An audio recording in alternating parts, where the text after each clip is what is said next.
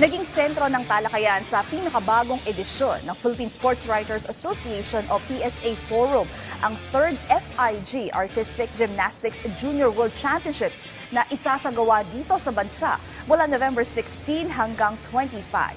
Yan ang ulat ni teammate Daryl Aclares.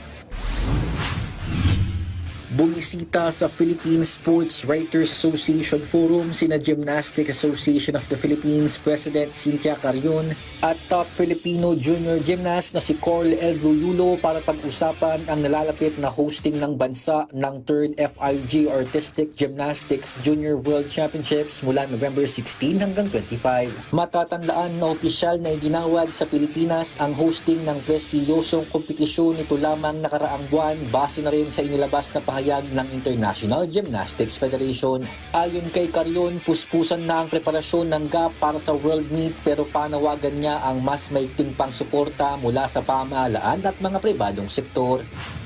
This has to be really professionally balanced to show that the Philippines, that's perfectly done.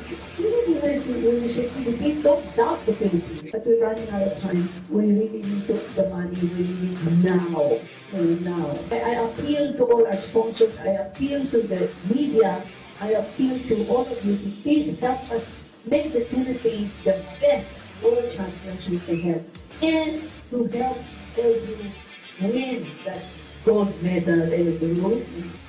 Magiging tanging kinatawan naman ng Pilipinas sa Junior World Championship si Eldrew para sa Men's Artistic Gymnastics. Kayaan niya muli siyang magbabalik sa Japan para ipagpatuloy ang kanyang ensayo sa ilalim ni Coach Monihiro Kugimiya.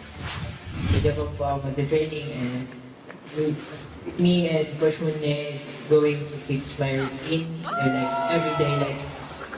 Like every day, lilinisin po namin lahat. Like, gagawa po kami ng mga skills po namin na bago din po. Dagdag pa ng 16-year-old gymnast, balak niyang manatili sa Japan sa loob ng 2 taon para magpalakas upang makamit ang pangarap niyang makasalang sa 2028 Los Angeles Olympics. Pero ayon kay Eldrew, hindi naman niya minamadali na agad siyang makatungtong sa Olimpiada. One step at a time. Hindi pwedeng humakbang tayo ng ganun. Hindi tayo si Naruto para humakbang from Genin to Hokage. Hindi pwede yung ganun.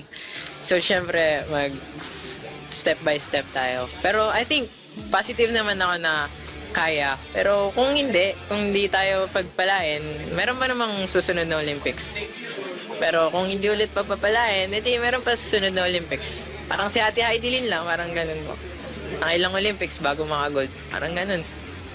Sa ngayon, focus muna ni Eldrew ang paghahanda para sa nakatakda niyang pagpapakitang gilas sa harap ng home crowd para sa World Junior Championships kung saan punterian niya ang gintong medalya. Gagawin ko rin po talaga yung pinaka-best ko and that's the one thing that I can promise you guys na I will do my very, very, very best to get the gold medal. Daryl Aclares para sa Atletang Pilipino para sa Bagong Pilipinas.